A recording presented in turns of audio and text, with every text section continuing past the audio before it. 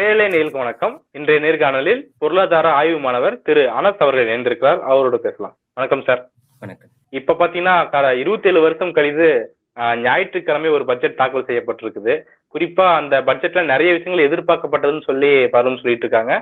இது ஏமாற்றமாகவும் இல்லை, இது வந்து இம்ப்ரெசிவாகவும் இல்லை அப்படின்னு சொல்லி பலரும் கருத்து தெரிவிச்சிருக்காங்க. டெல்லியில படிக்கக்கூடிய JNU மாணவராக இந்த பட்ஜெட்டை நீங்க எப்படி தோழர் பாக்குறீங்க? எதிர்பார்ப்புகள் அதிகமா இருக்கிறதுக்கு என்ன காரணமா இருக்கும்னு நினைக்கிறீங்க? கடந்த பிப்ரவரி 1ஆம் தேதி நிதியமைச்சர் நிர்மலா சீதாராமன் அவர்கள் அவங்களுடைய 9வது பட்ஜெட் கன்சிக்யூட்டிவா பிரசன்ட் பண்ணியிருக்காங்க. அந்த பட்ஜெட்டை பிரசன்ட் பண்றதுக்கு முன்னாடி ஹிந்தி மீடியாலாம் ஹெட்லைன்ஸ் தலைப்பு எப்படி இருந்துச்சு பார்த்தீங்கன்னா, இந்த பட்ஜெட் வந்து தொலைநோக்கு பார்வையோட இருக்கும், லாங் டேர்ம் விஷன் அப்படின்னு நிறைய ஹெட்லைன்ஸ் போட்டாங்க. அதை பார்த்தோன்னே நமக்கு ஒன்று புரிஞ்சுது. ஆக்சுவலாக அதை வந்து பட்ஜெட்ல எதுக்காக அப்படி சொன்னாங்க அப்படின்னு நம்ம வந்து பார்க்கலாம். முதல்ல நம்ம ஒண்ணு புரிஞ்சுக்கணும். ஏதாவது ஒரு தலைவர்களோ, இல்ல அரசியல்வாதி பொலிட்டிஷியனோ வந்து இப்போ கரண்ட்ல உள்ளத பத்தி நம்ம 2026ல இருக்கோம். அத பத்தி பேசாம, நான் 2050க்கு எய்ம் பண்றேன், 60க்கு எய்ம் பண்றேன் அப்படின்னு பேசுனாங்கன்னா, அதுக்கு என்ன அர்த்தம்னா, இப்போ கரண்ட்ல அவங்கள்ட்ட கான்கிரீட்டா எந்த பாலிசியும், எந்த திட்டமும் இல்ல அப்படின்னு தான் வந்து அதுக்கு இல்ல, அது தொலைநோக்கு பார்வை தான் தோழர் குறிக்கும். இல்ல கரண்ட்ல நமக்கு இப்ப என்ன பிரச்சனை இருக்கு? அத அட்ரஸ் பண்ணணும்ல. இப்ப வந்து தொலைநோக்கு பார்வைங்கிறது வந்து தப்பு கிடையாது. ஆனா வந்து நம்ம இப்போ 2026ல இருக்கோம். அத வந்து நம்ம ஞாபகம் வச்சுக்கணும். பட்ஜெட்ல என்ன என்ன பிரசன்ட் பண்ணியிருக்கணும். ஒரு பட்ஜெட்ல என்ன இருக்குன்னா, கடைசி ஒரு 10 வருஷத்துல வந்து எக்கனாமி வந்து எப்படி பெர்ஃபார்ம் பண்ணியிருக்கு? மக்களுக்கு வந்து என்ன மாரியான நலத்திட்டங்கள வந்து கொண்டு போய் சேர்த்திருக்கோம்? உலக அளவுல மத்த கண்ட்ரிய கம்பேர் பண்ணும்போது இந்தியாவுடைய பொருளாதாரம் எந்த அளவுக்கு இருக்கு? அப்படிங்கிறத தானே நம்ம பிரசன்ட் பண்ணியிருக்கணும். ஆனா வந்து நீங்க ஃபைனான்ஸ் மினிஸ்டரோட ஸ்பீச்ச நீங்க பார்த்தீங்கன்னா, எல்லாமே கோல்ஸ் 2030லேருந்து 2047 வரைக்கும் இது பிளான் பண்ணியிருக்கோம். அப்படின்னு ஃபுல்லா அந்த கோல்ஸா தான் இருக்கு. 10 வருஷத்துக்கு, 20 வருஷத்துக்கு. இப்போ கம்மிங் மந்த்ஸ்ல, கம்மிங் இயர்ஸ்ல வந்து என்ன பண்ண போறீங்க அப்படின்னு எதுவுமே கிடையாது. இப்போ வந்து பட்ஜெட் வந்து நீங்க வருஷம் வருஷம் போடுறீங்க. இப்ப 2026ல போட்டிருக்கீங்களா? அடுத்த பட்ஜெட் வந்து 2047லயா போட போறீங்க? இல்லல்ல. நீங்க 47ல என்ன பண்றீங்க? நீங்க அப்ப பார்த்துக்கலாம். 2026 டூ 27ல நீங்க என்ன பண்ண போறீங்க? என்னென்ன பிளான் உங்கள்ட்ட இருக்கு? எப்படி வந்து அப்ரோச் பண்ண போறீங்க? அப்படிங்கிறது தான் பட்ஜெட்ல நம்ம எதிர்பார்த்தோம். ஆனா அது அது எதுவுமே அந்த பட்ஜெட்ல இல்ல அப்படிங்கிறது வந்து ரொம்ப வருத்தத்துக்குரிய விஷயம் தான் இது. பட்ஜெட் வந்து எந்த அளவுக்கு டிசப்பாயிண்டடா இருக்கு அப்படிங்கிறது வந்து ஒரு எக்ஸாம்பிள் பார்த்தீங்கன்னா, ஷேர் மார்க்கெட் எந்த அளவுக்கு சரிஞ்சிருக்கு. நிர்மலா சீதாராமன் அவர்கள் பேசுறதுக்கு முன்னாடி சென்செக்ஸ் வந்து பாசிட்டிவா பிளஸ்ஸா இருந்துச்சு. 30 பாயிண்ட், 40 பாயிண்ட். ஆனா அந்த எண்ட் ஆஃப் த டே அவங்க பேசி முடிக்கும்போது 1500 பாயிண்ட் வந்து கம்மியா இருக்கு. இதுவே வந்து பட்ஜெட் வந்து எந்த அளவுக்கு ஷேர் மார்க்கெட்ட கொலாப்ஸ் பண்ணியிருக்கு, மார்க்கெட்ல அந்த கான்ஃபிடன்ஸ எடுத்திருக்கு அப்படிங்கிறதுக்கு வந்து இது ஒரு உதாரணம். அனௌன்ஸ்மெண்ட்லாம் நெறைய இருக்கு. ஓகேங்களா? High speed train corridor set பண்ணுவோம். அதுக்கப்புறம் இன்ஃப்ராஸ்ட்ரக்சர் டெவலப்மென்ட், அரிய வகை கனிம வளங்கள எடுப்போம். அதுக்கான வழித்தடங்கள போடுவோம் அப்படின்ட்டு நெறைய அனௌன்ஸ்மென்ட் இருக்கு. ஆனா இதெல்லாம் நம்ம பார்க்கும்போது இது யாருக்கான பட்ஜெட் அப்படின்னு பார்த்தா, டாப் 1% கேபிட்டலிஸ்ட்டுக்கான பட்ஜெட்டா தான் நமக்கு வந்து புரியுது. இப்போ கரண்ட்ல இருக்க ப்ராப்ளம் எளிய மக்கள் என்னென்ன ப்ராப்ளம் ஃபேஸ் பண்றாங்க? மிடில் கிளாஸோட ப்ராப்ளம் என்ன? அத டேக்கிள் பண்றதுக்கான பட்ஜெட்டா இருக்கான்னு கேட்டா, இது வந்து இல்ல அப்படிங்கிறது தான் ஆன்சர். முதல்ல வந்து இத வந்து 2 வகையா பார்க்கலாம். அவங்க வந்து ஒரு நம்பர் சொல்றாங்க பட்ஜெட்ல. அதாவது இந்தந்த துறைகளுக்கு இந்தந்த ஃபண்ட் நம்ம அலோகேட் பண்ணியிருக்கோம். இவ்வளோ செலவு பண்ண போறோம் அப்படின்னு சொல்றாங்க. அந்த நம்பர் வந்து வந்து கரெக்ட்டா அந்த நம்பர் வந்து கம்மியா இருக்கா? அதிகமா இருக்கா? அது போதுமான அளவு இருக்கா? இல்ல எந்த செக்டார்ல, எந்த துறையில வந்து அலோகேட் அதிகமா பண்ணியிருக்கணும், இதுல பண்ணியிருக்க கூடாது அப்படின்னு பார்க்கறதுக்கு முன்னாடி, அந்த நம்பரோட கிரெடிபிலிட்டிய நம்ம டிஸ்கஸ் பண்ணுவோம். அவங்க சொல்ற நம்பர்லாம் கரெக்ட்டா? ஓகே. ஒரு நம்பர் சொல்றாங்க. அதையே வந்து அவங்க வந்து கரெக்ட்டா எக்ஸிக்யூட் பண்றாங்களா? அப்படின்னு நம்ம எத வச்சு புரிஞ்சுக்கணும்னா, கடந்த வருடம் 2025ல பட்ஜெட் போட்டிருப்பாங்கல்ல, அதுல ஒவ்வொரு துறைக்கும் இவ்வளோ ஃபண்ட் நாங்க செலவு பண்ண போறோம்னு சொல்லியிருப்பாங்கல்ல, அத வந்து இந்த பட்ஜெட்ல பிரசன்ட் பண்ணியிருப்பாங்க. இவ்வளோ நாங்க செலவு பண்ணியிருக்கோம் அப்படின்ட்டு அத கம்பேர் பண்ணி பார்த்தா, இவங்க சொல்ற நம்பர் ஒண்ணா இருக்கு. ஆனா வந்து ஃபண்ட் அலோகேட் பண்றது வந்து யூஸ் பண்ற ஃபண்ட் வந்து வேற ஒரு நம்பரா இருக்கு. ஓனா பார்த்தீங்கன்னா, அவங்க வந்து சொல்றாங்க பிஸ்கல் டிசிப்ளின வந்து நாங்க கண்ட்ரோல்ல வச்சிருக்கோம். நம்ம லாஸ்ட் டிஸ்கஷன்லயே வந்து பிஸ்கல் டெபிசிட் தான் நான் சொன்னேன். அந்த வருமானத்திற்கும், செலவுக்கும் இடையில இருக்க அந்த கேப். நம்ம வருமானத்த விட செலவு அதிகமா இருந்தா, அதுக்கு வந்து பிஸ்கல் டெபிசிட் நிதி பற்றாக்குறைன்னு சொல்லுவோம். அதுக்காக தான் கடன் வாங்குறோம் அப்படின்னு நம்ம லாஸ்ட் டிஸ்கஷன்ல பேசியிருந்தோம். இந்த ம். பட்ஜெட்ல வந்து சொல்லியிருக்காங்க, நாங்க பிஸ்கல் டிசிப்ளினா தான் இருக்கோம். நிதி பற்றாக்குறைய வந்து நாங்க கண்ட்ரோல்ல தான் வச்சிருக்கோம் அப்படின்னு சொல்றாங்க. இது வந்து உண்மையிலே நகைச்சுவையா இருக்கு. நிதி பற்றாக்குறைய நீங்க எப்படி கண்ட்ரோல்ல வச்சிருப்பீங்க? வச்சிருக்கணும்.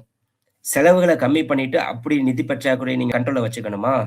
எக்ஸ்பெண்டிச்சர செலவுகள வந்து அதிகமா இருக்கணும். வருமானமும் அதிகமா இருக்கணும். வருமானத்தை அதிகரிச்சுட்டு செலவுகளை கண்டிப்பா. அதிகரிச்சுட்டு அப்போ நீங்க கண்ட்ரோல் பண்ணிட்டுன்னு சொல்லலாம். இவங்க வந்து வருமானம் அப்படியே தான் இருக்கு. அதிகரிக்கல. செலவுகள முக்கிய துறைகள் பீப்பிள் வெல்ஃபேர் ஸ்பெண்டிங் அதாவது எந்தெந்த துறைகள்லாம் மக்கள டைரக்ட்டா நேரடியா அஃபெக்ட் பண்ணுமோ, அதுல எல்லாத்துலயும் கைய வச்சிருக்காங்க. எல்லாத்துலயுமே வந்து கம்மி பண்ணிட்டு நாங்க வந்து டெபிசிட்ட கண்ட்ரோல்ல வச்சிருக்கோம்னு சொல்றாங்க. அத பார்த்தீங்கன்னா, போன வருஷம் 2025ல சொன்ன பட்ஜெட்ல சொன்னத விட இதுல எதுல கம்மி பண்ணியிருக்காங்கன்னா, ரூரல் டெவலப்மென்ட் கிராமப்புற சில ஒதுக்கீடுல வந்து சொன்ன பட்ஜெட்ல விட 53,000 கோடி வந்து கம்மியா செலவு பண்ணியிருக்காங்க. அந்த கடைசி 1 வருஷத்துல. அர்பன் டெவலப்மென்ட் நகர்ப்புற வளர்ச்சிக்கு வந்து 40,000 கோடி கம்மியா செலவு பண்ணியிருக்காங்க. விவசாய துறையில வந்து 7,000 கோடி கம்மியா செலவு பண்ணியிருக்காங்க. இதெல்லாம் வந்து மக்கள டைரக்ட்டா அஃபெக்ட் பண்ணக்கூடிய ஒரு செக்டார்ஸ். எம்எஸ்எம்இ அதுல வந்து 11,000 கோடி வந்து கம்மியா செலவு பண்ணியிருக்காங்க. சோசியல் வெல்ஃபேர் புரோகிராம்ல வந்து 10,000 கோடி கம்மியா செலவு பண்ணியிருக்காங்க. சொன்ன பட்ஜெட்ட விட. ஹையர் எஜுகேஷன் உயர்கல்வியில வந்து 6,700 கோடி வந்து கம்மியா செலவு பண்ணியிருக்காங்க. ஹெல்த் இந்த ஆயுஷ் ஸ்கீம்னு ஒண்ணு ஸ்டார்ட் பண்ணாங்கல்ல, அதுல வந்து அலோகேட் பண்ண பட்ஜெட்ட விட 3,700 கோடி கம்மியா செலவு பண்ணியிருக்காங்க. ஜல் ஜீவன் ஸ்கீம். ஜல் ஜீவன் ஸ்கீம்னா அந்த கிராமப்புறத்துல வந்து தண்ணீர் வசதி ஏற்படுத்தி கொடுக்கிற ஒரு ஸ்கீம். அதுல வந்து ஒரு ஸ்கீம்ல மட்டும் 50,000 கோடி வந்து ஃபண்ட் கட் பண்ணியிருக்காங்க. அதாவது அவங்க சொன்ன பட்ஜெட் 2025ல 67,000 கோடி வந்து சொன்னாங்க. ஆனா செலவு பண்ணியிருக்கிறது வந்து வெறும் 17,000 கோடி தான். 50,000 கோடி ஒரு செக்டார்ல மட்டும் கம்மி பண்ணியிருக்காங்க. அதே மாரி எஸ்சி, எஸ்டி பட்டியலின துறைக்கு வந்து 9,000 கோடி வந்து கம்மியா செலவு பண்ணியிருக்காங்க. ஜெண்டர் பட்ஜெட்டிங் அதாவது பெண்களுக்கான பட்ஜெட்லயே பெண்களுக்குன்னு ஒரு துறை வந்து அலோகேட் பண்ணுவாங்க. அதுல வந்து 51,000 கோடி வந்து கம்மியா செலவு பண்ணியிருக்காங்க. சென்ட்ரலி ஸ்பான்சர்ட் ஸ்கீம் அதாவது ஸ்டேட்டுக்கு வந்து பிரிச்சு குடுப்பாங்கல்ல, அந்த சென்ட்ரலி ஸ்பான்சர்ட் ஸ்கீம்னு சொல்லுவாங்க. அதுல வந்து 60,000 கோடி வந்து கட் பண்ணியிருக்காங்க. அப்போ வந்து இவங்க எப்படி பிஸ்கல் டெபிசிட்ட மேனேஜ் பண்றாங்க? எல்லாத்துலயுமே வந்து இந்த பட்ஜெட் ஓவராலா எப்படி பிரிச்சுக்கணும்னா, டூ கட் த எக்ஸ்பெண்டிச்சர் செலவு கம்மி பண்ணு. பிஸ்கல் டெபிசிட் கம்மியாயிரும். அந்த மாரி ஒரு பட்ஜெட்டா தான் இத வந்து நம்ம புரிஞ்சுக்கணும். மேக்ஸிமம் எக்ஸ்பென்சஸ் எதுல இருக்குன்னா, 15,00,000 கோடி வந்து வட்டியிலே வந்து வட்டி இன்ட்ரெஸ்ட் பேமெண்ட்லயே வந்து 15,00,000 crore வந்து இருக்கு. இது வந்து சொன்ன நம்பர் அவங்க ஒண்ணு இருக்கு. ஆனா அவங்க செலவு பண்ணது வந்து வேற மாரி இருக்கு. அப்போ நம்ம எந்த பட்ஜெட்ட புரிஞ்சுக்கிட்டாலும் இப்ப 2026ல அவங்க சொன்ன நம்பர புரிஞ்சுக்கும்போது, அந்த நம்பர் கரெக்ட் அதாவது கம்மியா அலோகேட் பண்ணியிருக்காங்களா? அதிகமா இருக்கா? அப்படின்னு புரிஞ்சுக்கிறதுக்கு முன்னாடி, இவங்க சொன்ன நம்பர கரெக்ட்டா இவங்க எக்ஸிக்யூட் பண்ணுவாங்களா? 1,00,000 கோடி, 10,000 கோடி ம். ஒரு செக்டாருக்கு அலோகேட் பண்ணியிருக்காங்கன்னா, கரெக்ட்டா அது வந்து இவங்க அலோகேட் பண்ணுவாங்களா? அப்படின்னு கேட்டா, அதுவே முதல்ல வந்து ஒரு கொஸ்டினபிளா தான் இருக்கு. இப்போ கரண்ட் பட்ஜெட்டுக்கு வருவோம். ஒவ்வொரு செக்டாரா பார்ப்போம். என்னென்ன செக்டாருக்கு எவ்வளோ அலோகேட் பண்ணியிருக்காங்க என்னன்ட்டு அதலோட ஒரு ப்ரோஸ், கான்ஸ், மைனஸ், பிளஸ் எல்லாத்தையும் பார்க்கலாம். ஹெல்த் கேர் சுகாதாரத்துறைக்கு வந்து 1,05,000 கோடி வந்து அலாட் பண்ணியிருக்காங்க. இது வந்து டோட்டலா 1.9% ஆஃப் ஜிடிபி. ஆனா அவங்களோட டார்கெட் என்ன வந்ததுன்னா 2.5% மொத்த ஜிடிபில வந்து 2% சுகாதாரத்துறைக்கு அலோகேட் பண்ணணும்னு டார்கெட் வச்சிருந்தாங்க. அத விட ம். 0.6% வந்து கம்மியா தான் அலோகேட் பண்ணியிருக்காங்க. அதுக்கப்புறம் ஒரு ஒரு நல்ல விஷயம் என்னன்னா 17 வகையான கேன்சர் மெடிசினுக்கு சுங்க வரிய வந்து எலிமினேட் பண்ணியிருக்காங்க. கஸ்டம் டியூட்டிய.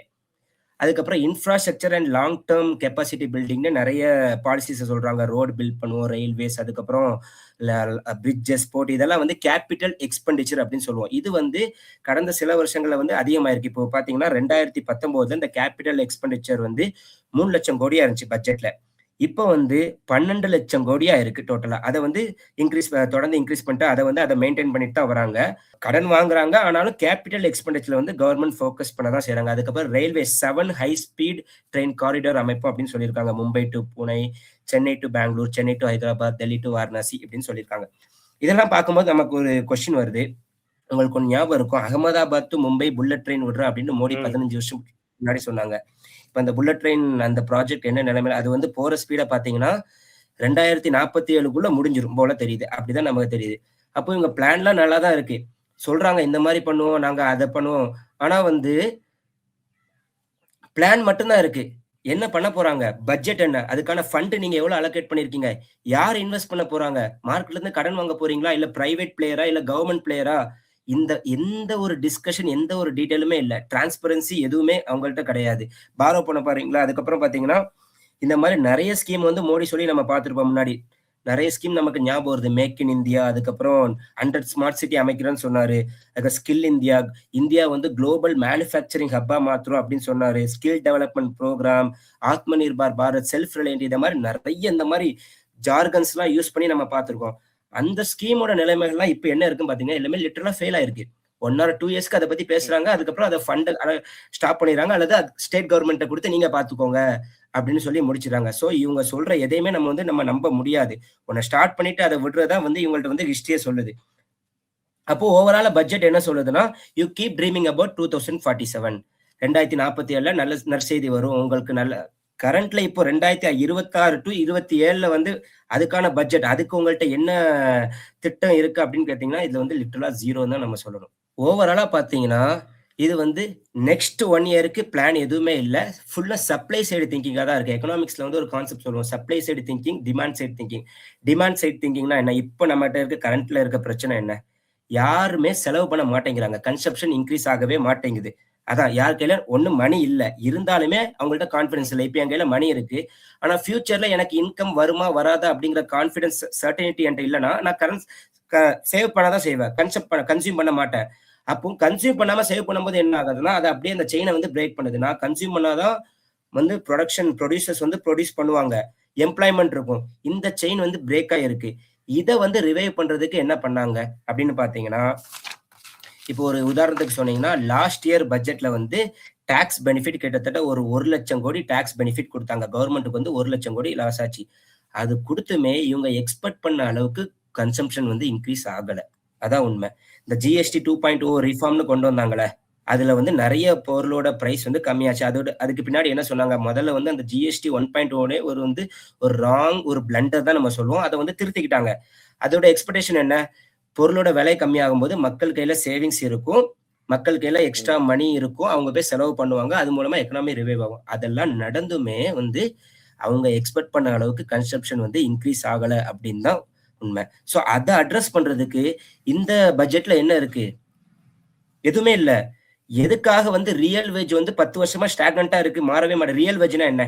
இப்போ உதாரணத்துக்கு உங்களோட வருமானம் ஒரு 2 வருஷத்துக்கு முன்னாடி 100 ரூபாய் இருக்குன்னு வைங்க, இப்போ 110 ரூபாய் இன்க்ரீஸ் ஆயிருக்கு. அப்போ நம்ம சொல்லிடலாமா 10 ரூபாய் இன்க்ரீஸ் ஆயிருக்கு அப்படின்ட்டு? அப்படி சொல்லக்கூடாது.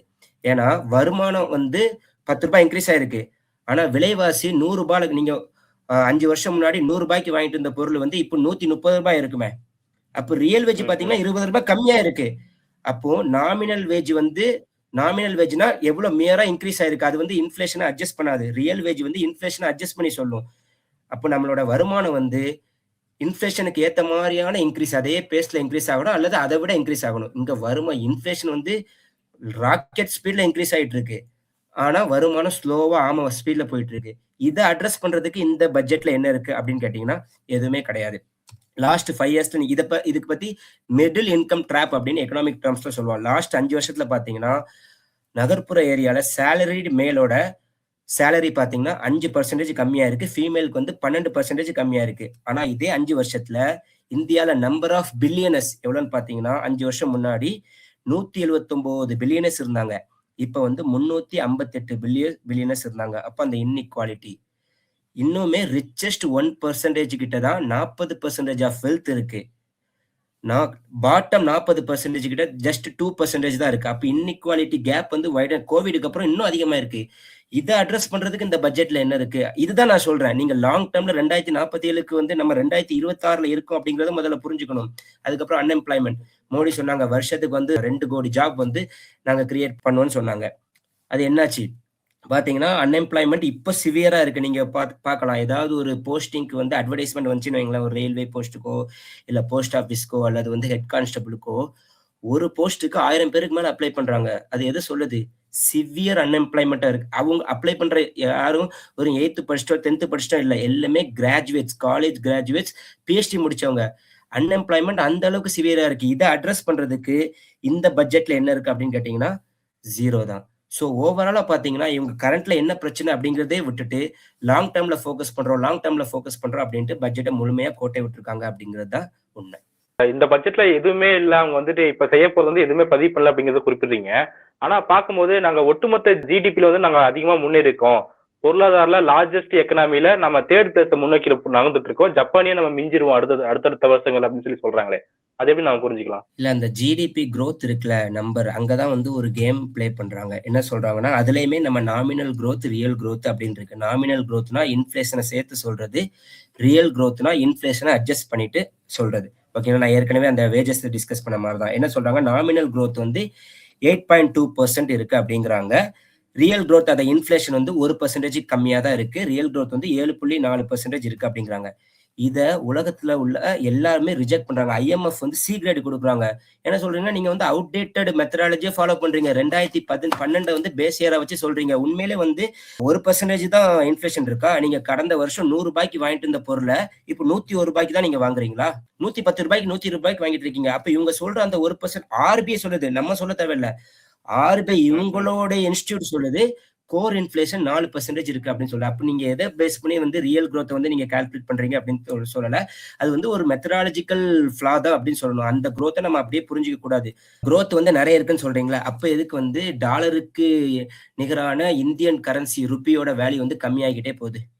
டாலரே ஏற்கனவே வீக் ஆகிக்கிட்டே போகுது. டாலர் மட்டும் ஸ்ட்ரென்த் ஆகல. டாலரே வீக் ஆயிட்டு போகுது. ஆனா அந்த டாலருக்கு எதிரான இந்தியன் ருப்பியும் கூட அத விட பலவீனமாகிக்கிட்டே போறத வந்து நம்ம பார்க்கிறோம். கேட்டா சொல்லுவாங்க, டாலர் வந்து ஸ்ட்ரென்த் ஆயிட்டு போகுது அப்படிம்பாங்க. சரி ஓகே, டாலர் கூட கம்பேர் பண்றீங்க. மத்த கரன்சியோட கம்பேர் பண்ணா இந்தியன் ருப்பி வந்து எப்படி பெர்ஃபார்ம் பண்து பார்த்தீங்கன்னா, முன்னாடி அதாவது 2014ல மோடி வரதுக்கு முன்னாடி இந்தியன் ருப்பி டாலருக்கு அகைன்ஸ்டான இந்தியன் ருப்பி வந்து ரூ. 61 இருந்துச்சு. மோடி என்ன சொன்னாரு? ஒரு நாட்டுடைய நாணயம் சரிறதுக்கு வந்து அந்த நாடே சரிறதுக்கு நிகர் அப்படின்னாரு. மன்மோகன் சிங்க பார்த்து. இப்போ அவர் வந்து 12 வருஷத்துல ரூ. 91. அத அட்ரஸ் பண்றதுக்கு இந்த பட்ஜெட்ல என்ன இருக்கு? மத்த கரன்சி அதாவது அகைன்ஸ்ட் ஆஸ்திரேலியன் டாலர் இந்த கடந்த ஒரு வருஷத்துல மட்டும் 22% வந்து இந்தியன் ருப்பி வீழ்ச்சி அடைஞ்சிருக்கு. அகைன்ஸ்ட் சிங்கப்பூர் டாலர் 30% வீழ்ச்சி அடைஞ்சிருக்கு. அகைன்ஸ்ட் பிரிட்டிஷ் பவுண்ட் 15% வீழ்ச்சி அடைஞ்சிருக்கு. அகைன்ஸ்ட் யூரோ கரன்சி 29% வந்து வீழ்ச்சி அடைஞ்சிருக்கு. இதனால தான் நம்ம பார்க்கிறோம் இந்த பருப்பு, பாம் ஆயில் இத மாரி பேசிக் அதாவது அடிப்படை உணவுப் பொருட்களுடைய விலை வந்து அதிகமா ஏறுறத பார்க்கிறோம். இப்போ கோழிக்கு போடுற தீவனம்லாம் நம்ம இம்போர்ட் தான் பண்றோம். அதோட பிரைஸ் அதிகமானதுனால கோழி முட்டையோட பிரைஸ் வந்து அதிகமா இருக்கிறத நம்ம பார்க்கிறோம். இதனால தான் ஃபாரின் டைரக்ட் இன்வெஸ்ட்மென்ட் வந்து கடைசி ஒரு வருஷத்துல மட்டும் 1,65,000 கோடி அப்படியே வெளிய போயிருக்கு. இத வந்து குட்ஸ் ட்ரேட் டெபிசிட்னா நம்ம ஜிடிபில அங்க நம்மள வருமானத்துல அதுல டெபிசிட் சொல்லும்போது என்ன சொன்னோம்? நம்மளோட செலவு வந்து வருமானத்தை விட அதிகமா இருந்தா அத பிஸ்கல் டெபிசிட்ம்போம். இங்க ஃபாரின் ட்ரேட்ல வந்து நம்மளுடைய ஏற்றுமதி வந்து இறக்குமதியை விட அதிகமா இருந்துச்சுன்னா அதுக்கு வந்து ட்ரேட் டெபிசிட்ம்போம். இப்போ ஒரு கண்ட்ரி வந்து நல்லா பெர்ஃபார்ம் பண்ணிட்டு இருக்கிறதுக்கு என்ன அர்த்தம்னா அவங்க அதிகமா ஏற்றுமதி பண்ணணும். ஏற்றுமதினா நம்ம நிறைய குட்ஸ் தயாரிக்கிறோங்க, நம்ம நிறைய பொருள் தயாரிக்கணும்னு அர்த்தம். ஆனா இந்தியா வந்து அதிகமா இறக்குமதி தான் பண்றாங்களே தவிர ஏற்றுமதி கம்மியா தான் இருக்கு. அந்த gap trade import export gap வந்து எவ்வளவுன்னு பாத்தீங்கன்னா 300 பில்லியன் இருக்கு. 300 பில்லியன் கேப். அப்ப நீங்க என்ன ஆத்ம நிர்பார் பாரத், செல்ஃப் ரிலையன்ட் நீங்க பேசிட்டீங்க. இதுல வந்து ஆர்டிஐ லெவல்ல கை வச்சிருக்காங்க. ரைட் டு இன்ஃபர்மேஷன் வந்து நீங்க குறைக்கணும் அப்படின்னு சொல்லியிருக்காங்க. நீங்க பார்க்கலாம் முன்னாடி அந்த டிமானிட்டைசேஷன், ஜிஎஸ்டி, அதுக்கப்புறம் அந்த லாக்டவுன், நிறைய ஸ்கீம் அக்னிவீர் ஸ்கீம், அதுக்கப்புறம் இந்த விவசாய சட்டங்கள், திட்டம் இதெல்லாம் வந்து மக்கள் நிறைய ஆர்டிஐ ஃபைல் பண்ணாங்க. என்னன்னா, யாருதாயா உங்களுக்கு இந்த டிசிஷன்லாம் சொன்னது? இந்த மாரி ஒரு மேஜர் பிக் டிசிஷன் எடுக்கும்போது, நீங்க என்ன கமிட்டி ஃபார்ம் பண்ணீங்க? எந்த எக்ஸ்பர்ட் சொன்னாங்க? ஒரு ரியல் அகாடமிக் சஜஷன் இது இருக்கா? யாரு சொல்லி இதெல்லாம் இம்ப்ளிமெண்ட் பண்ணீங்க? அப்படின்னு சொல்லி நெறைய ஆர்டிஐ வந்தத பார்க்குறோம்.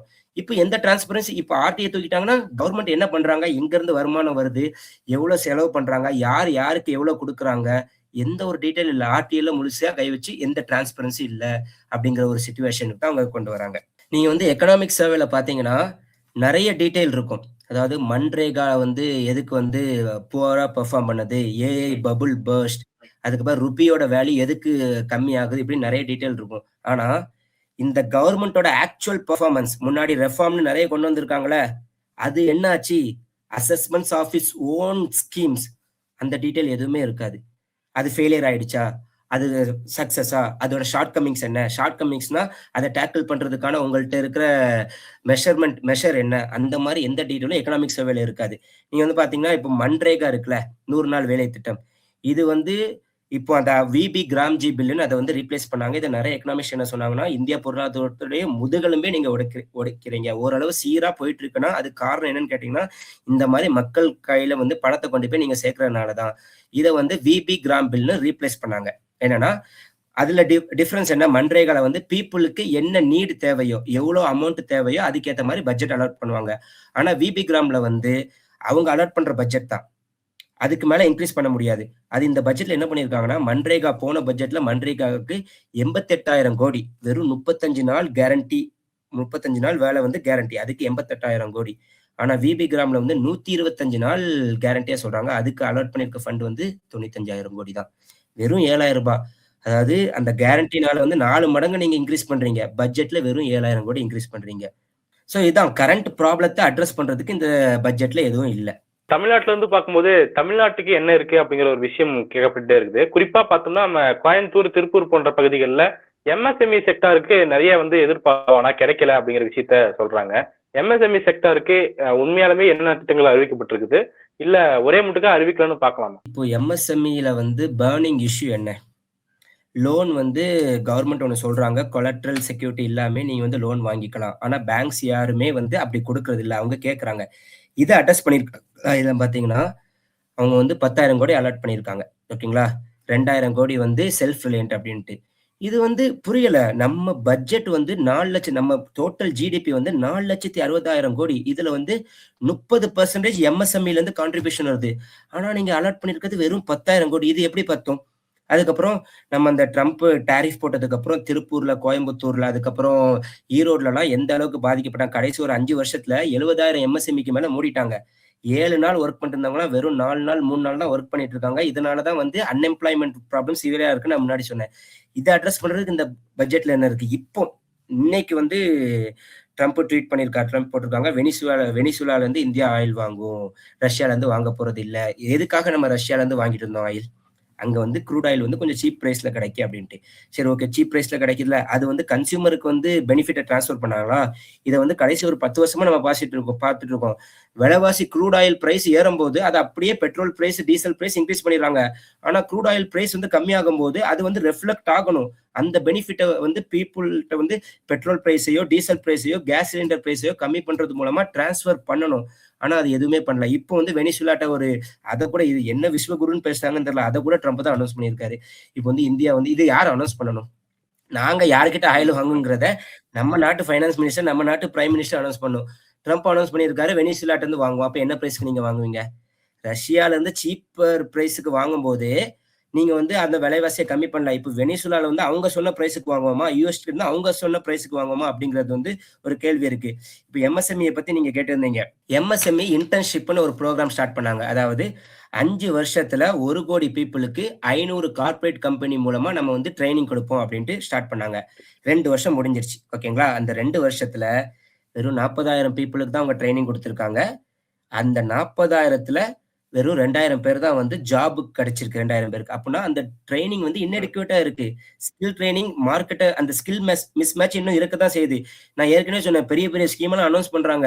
ஆனா அதோட ப்ராசஸ் வந்து டஃப்பா இருந்தா அந்த பெனிஃபிட் யாருக்குமே கிடைக்கிறது இல்ல. சோ இவங்க வந்து ஜும்கா டெர்ம்லாம் யூஸ் பண்ணி நாங்க ஆத்ம நிர்பார் பாரத், இந்த செல்ஃப் ரிலையன்ட் இந்தியா, நாங்க சுயமா தயாரிக்கோம், ஸ்வச் பாரத் அப்படின்னு பேசுறாங்களே தவிர எதுவுமே ஆக்சுவல் கிரவுண்ட்ல வந்து ரிஃப்ளெக்ட் ஆகுறது இல்ல அப்படிங்கிறது தான் வந்து உண்மை. தமிழ்நாட்டுக்காக என்ன இருக்குது அப்படிங்கிற ஒரு கேள்வியை தொடர்ச்சியாக பல்வேறு பட்ஜெட்ல நம்ம கேட்டுட்டு தான் இருக்கிறோம். இந்த பட்ஜெட் பார்க்கும்போது தமிழ்நாட்டுடைய எலெக்ஷன் நடக்க போகுது. எலெக்ஷனுக்கு ஒட்டி கூட ஒரு மருந்துக்காக கூட தமிழ்நாட்டுக்காக எந்த திட்டமும் அறிவிக்கல அப்படிங்கிற விஷயத்தையும் மு.க.ஸ்டாலின் போன்றவர்கள் குறிப்பிட்டு சொல்றதை பார்க்க முடியுது. அப்போ தமிழ்நாட்டுக்காக இன்னொரு பக்கம் பார்க்கும்போது நாங்க புல்லட் ட்ரெயின் அறிவிச்சிருக்கோம், அதுவும் பெங்களூருக்கும் ஹைதராபாத்துக்கும் அறிவிச்சிருக்கோம் அப்படின்னு சொல்றாங்க. இது எப்படி பார்க்கலாம் நம்ம? இல்ல, இது நான் எக்ஸ்பெக்ட் பண்ணதுதான். நெறைய பேர் என்ன சொன்னாங்கன்னா, எலக்ஷன் வருது, தமிழ்நாட்டுக்கு நெறைய ஸ்கீம் இருக்கும். ஆனா பிஜேபி வந்து அவங்க தெளிவா தான் இருக்காங்க. இவங்களுக்கு என்ன பண்ணாலும் நமக்கு அவங்க வோட் பண்ண போறது கிடையாது. அப்ப நம்ம எதுக்கு பண்றோம்? அப்படிங்கிறதுல அவங்க வந்து தெளிவா இருக்காங்க. நீங்க பார்த்தீங்கன்னா, ஆர்க்கியாலஜிக்கல் சைட் வந்து நெறைய அனௌன்ஸ் பண்ணியிருக்காங்க. ஆனா கீழடி பேர் வரல அதுல.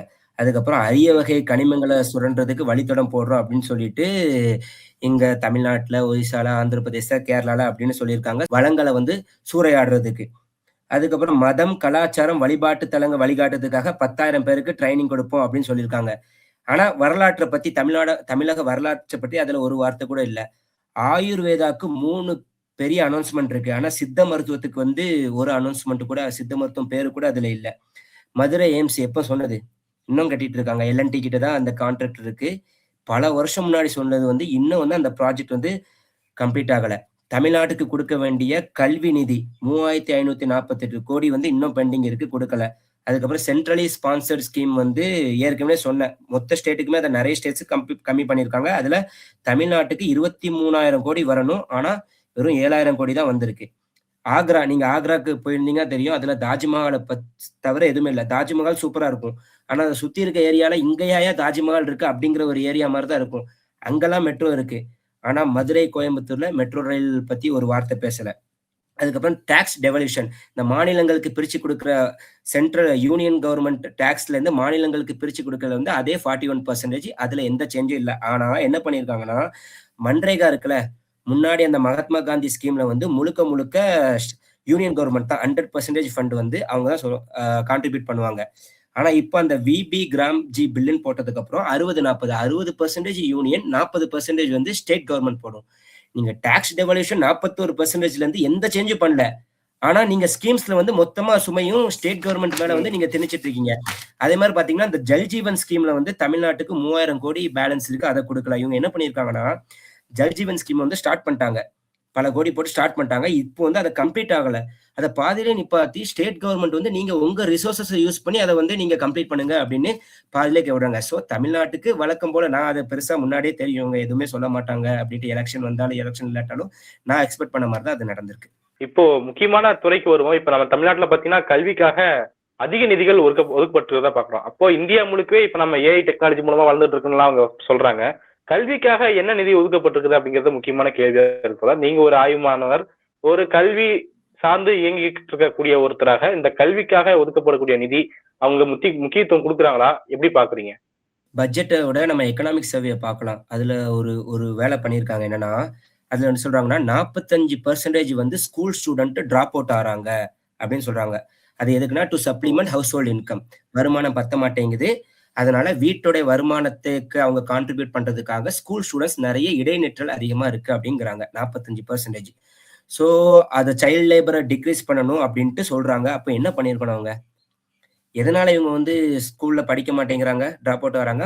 அவங்க வீட்ல வந்து வருமானம் பத்த மாட்டேங்குது. அப்ப அவங்க வருமானத்த இன்கிரீஸ் பண்ணி, இந்த ஸ்டூடண்ட்ஸ் ஸ்கூலுக்கு போறதுக்கு என்ன வழியா கொண்டு வரணுமோ, அத சொல்லியிருக்கணும். அதுக்கு சொல்யூஷன் வொகேஷனல் ட்ரெய்னிங். படிச்சுட்டு இருக்க ஒரு பையன்ட்ட வொகேஷனலா நீங்க ட்ரெய்னிங் குடுக்கும்போது, அவன் பாதியில விட்டு வேலைக்கு வரதான் செய்வான். ஏற்கனவே வேலைக்கு போயிட்டு இருக்கவன் திருப்பி படிக்க சொல்லி அவனுக்கு அந்த உந்துதல் அவனுக்கு எப்படி இருக்கும்?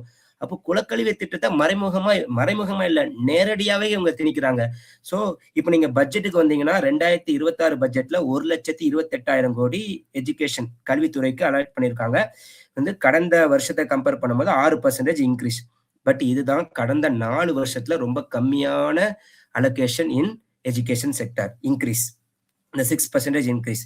அதாவது 1964ல Kothari commission national education policy வந்து 6% ஆஃப் ஜிடிபிய நீங்க எஜுகேஷனுக்கு நீங்க ஸ்பெண்ட் பண்ணியே ஆகணும் அப்படின்னு சொன்னாங்க 1964ல.